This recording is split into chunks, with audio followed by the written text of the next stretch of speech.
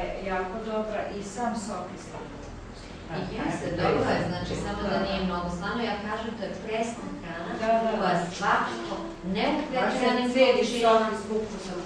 Da, vi ne smete mnogo presne hrane, jer će od te presne hrane opet da se stvori znači vrenje. Ali jednu količinu znači morate donesti. I to prejao. Znači pre nego što bilo šta skuvano stavite da jedete. Znači to morate.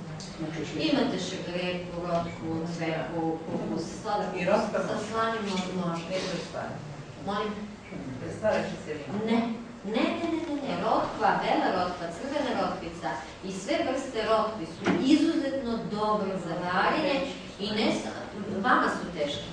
A one vas jednostavno teraju vam metabolizam da radi i one su za reumu izuzetno dobre. Znači sok od svih vrsta rotkvi i uopšte rotkva. Daje se kad recimo napad reumatizma, gihta i tako dalje. Rotkva.